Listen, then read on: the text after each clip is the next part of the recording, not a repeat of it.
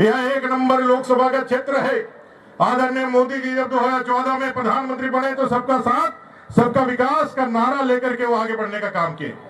उन्होंने जो विकास की योजनाएं दी वो हिंदू मुसलमान को भेद करके नहीं दिया। हमने घर दिया तो हिंदुओं को भी दिया, आदिवासियों को भी दिया, दलित को भी दिया, तो हम लोगों ने मुसलमान भाइयों के लिए भी दिया। हमने चावल पहुंचाई तो मुसलमान भाइयों के घर में भी पहुंचाई। हमने आयुष्मान का योजना दिया तो मुसलमान भाइयों के लिए भी दिया।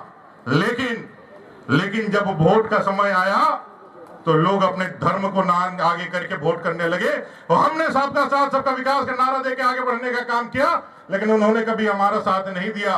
ये भी हमारे लिए एक बहुत बड़ा चुनौती है। इसको भी समझना होगा और समझ करके इस 1 नंबर राजमहल सीट में यह दिखलाना होगा कि जो विकास की बातें करते हैं, अगर संथाल परगना में लंबी चौड़ी सड़कें आई, संथाल परगना जो देश के मानचित्र से गायब था, उस संथाल परगना में साहेबगंज तक अगर गोविंदपुर से सड़क आई तो भारतीय जनता पार्टी ने लाई।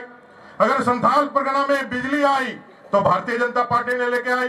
अगर संथाल परगना में घरों तक पानी यदि लेकर के आने का काम हुआ, घर तक पाइप से, तो किसने लेके आया? भारतीय जनता पार्टी ने लेके रखे आया। पहाड़ों में रहने वाले पहाड़ी जाति के लिए अगर यदि डाकिया योजना के माध्यम से अन्न पहुंचाने का यदि काम लेकर के कोई आया तो भारतीय जनता पार्टी ने लेकर के आया। पहाड़िया बटालियन बना करके यहाँ पहाड़ी जनजातियों को यहाँ रोजगार देने का अगर किसी ने काम किया तो भारतीय जनता पार्टी ने काम किया। भाई एक बार झारखंड मुक्ति मोर्चा कांग्रेस से पूछो तो कि इस संथाल परगना के लिए आप लोगों ने किया? आज बंदरगाह बना करके इसको भारत के मुख्य धारा में जोड़ने का काम, या बगल संथाल परगना में एम्स ला करके, हवाई अड्डा ला करके इस संथाल परगना को आगे बढ़ाने का काम जहां भारतीय जनता पार्टी ने किया है, वहीं कांग्रेस, जेएमएम और आरजेडी ये कहती है कि हम जब सत्ता में आएंगे तो धर्म के आधार पर आरक्षण देंगे, मुसलमान भाइयों को हम धर्म के आधार पर आरक्षण दे देंगे और SC ST OBC का आरक्षण को छीन लेंगे।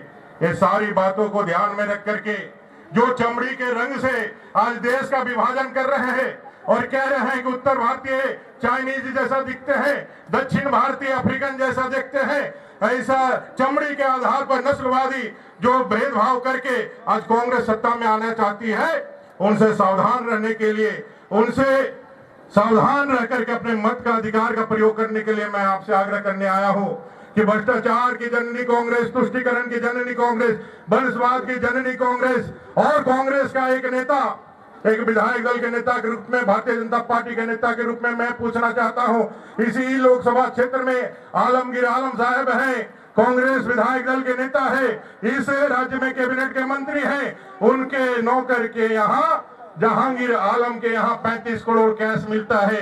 जहांगीर आलम और आलमगीर आलम का क्या संबंध है, ये झारखंड की जनता जानना चाहती है, देश की जनता जानना चाहती है।